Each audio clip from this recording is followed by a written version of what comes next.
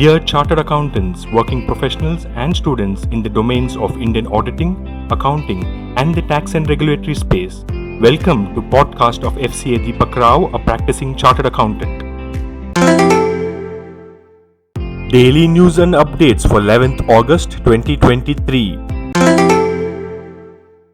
On the basis of an assessment of the current and evolving macroeconomic situation, the Monetary Policy Committee at its meeting yesterday decided the following. Number 1. Keep the policy repo rate under liquidity adjustment facility unchanged at 6.5%. Number 2.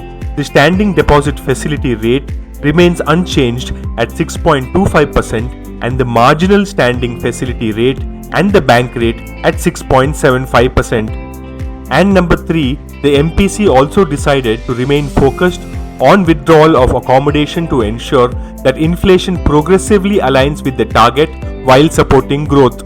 These decisions are in consonance with the objective of achieving the medium-term target for consumer price index inflation of 4% within a band of plus or minus 2% while supporting growth.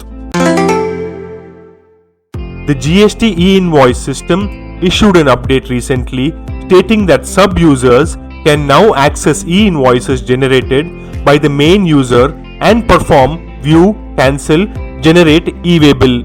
This is a welcome change as it will allow businesses to delegate e-invoice generation and management tasks to sub-users, freeing up the main user to focus on other tasks. ICICI Lombard General Insurance has received a tax demand notice from the Directorate General of GST Intelligence for a sum of Rs 273.44 crore. The notice is related to settled motor insurance claims and alleges a tax demand under the GST Act, including interest and penalty. The issue revolves around the applicability of GST on salvage adjusted and ineligible input tax credit, specifically on motor claims that have been settled. ICICI Lombard has stated that it considers this to be an industry-wide issue. In response to the notice, the company has deposited 104.13 crore under protest, indicating that it is not accepting liability for the alleged tax demand. ICICI Lombard has also mentioned its intention to file a response to the show cause notice from the Directorate General of GST Intelligence. It is likely that the company will engage in the necessary legal procedures to address the issue and clarify its position regarding the tax demand.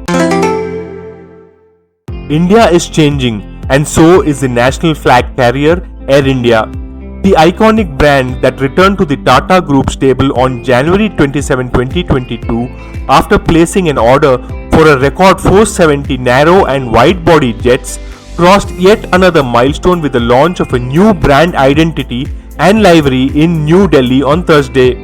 The carrier that has implemented a 5-year-long Vihan.ai turnaround to become a leading global carrier and will now operate with a new Vista logo, a peak golden frame signifying a portal to send the airline into the realm of limitless possibilities.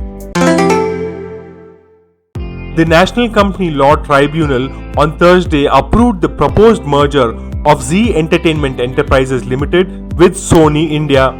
The NCLT had initially on July 10th reserved its verdict on the merger between Zee Entertainment Enterprises and Culver Max Entertainment, previously known as Sony Pictures Networks India. This is a key regulatory approval for the mega merger, aimed at creating a $10 billion media giant, which was announced in 2021 but has been delayed for multiple reasons. This podcast is sponsored by Sound of CA. We share because we care. Vande Mataram, Jai Hind.